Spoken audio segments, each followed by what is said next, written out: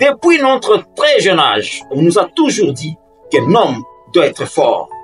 Un homme ne se plaint pas. Un homme tait ses émotions. Un homme, il est robuste, il est coriace. Un homme ne sent pas la douleur. Je suis un homme. Écoutez, ce n'est pas la vérité. Et de l'autre côté, qu'est-ce qu'on dit de la femme? Non, elle est tendre, elle a besoin de l'attention, elle est douce, il faut la traiter de cette façon, il faut savoir lui parler. Et quand on est devant un homme, on est dur. Et ça, on l'inculque très tôt. C'est triste au XXIe siècle. C'est une fausseté. Restez connectés. Il n'y a pas plus fragile qu'un homme aujourd'hui. Vous allez juste vous rendre compte que derrière ces muscles, derrière cette robustesse, derrière cette voix forte, il y a une fragilité. Et on se rend compte quand la personne pique une crise d'AVC et on se réalise que non, la personne était en train de souffrir. Et beaucoup de femmes n'ont pas compris ça. Il y a de ces femmes qui pensent que le besoin financier est plus important que le besoin émotionnel pour un homme. Aujourd'hui, nous avons des femmes qui gagnent beaucoup plus d'argent que les hommes. C'est scientifiquement prouvé. Dans tous les pays du monde, les femmes aujourd'hui gagnent plus. Elles sont assises sur le plan financier. Elles sont stables sur le plan financier. Mais malheureusement, pour beaucoup de femmes, quand on parle de l'apport à leur mari, c'est quoi? C'est tout simplement l'aspect financier. N'est-ce pas, j'achète les terrains. N'est-ce pas, j'achète les maisons. N'est-ce pas, c'est moi qui fais ceci. N'est-ce pas, c'est moi qui fais cela. Oui, tu fais beaucoup de choses. Tu voyages, tu fais beaucoup de choses. C'est une très bonne chose. L'aspect financier, le besoin financier, tu le combles. C'est la stabilité, c'est la survie, c'est bon. Mais qu'est-ce qu'on fait de l'aspect émotionnel?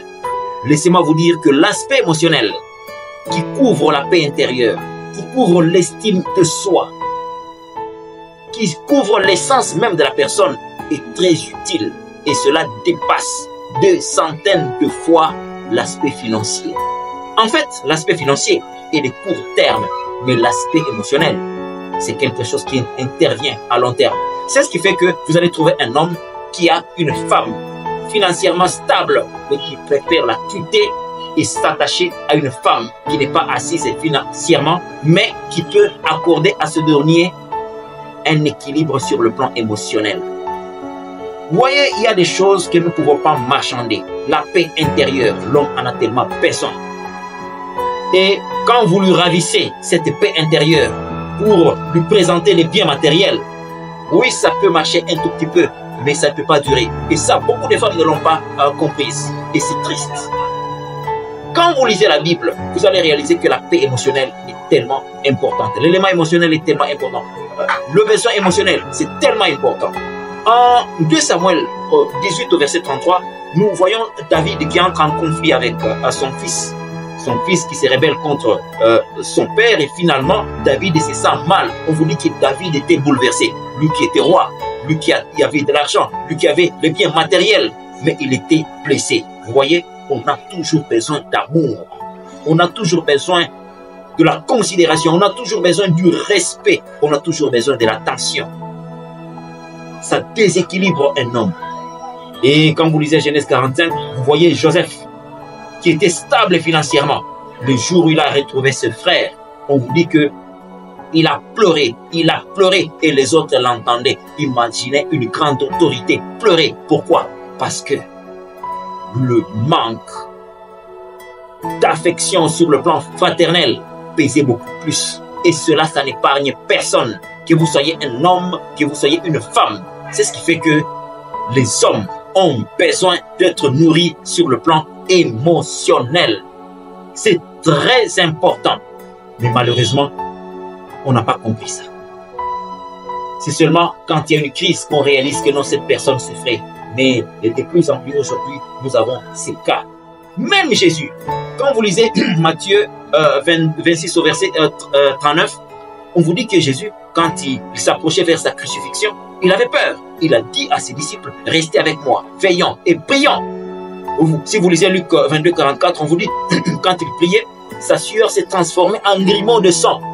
Vous voyez, dans toute personne, si Jésus avais besoin du soutien émotionnel. Tu avais besoin de l'assistance sur le plan émotionnel.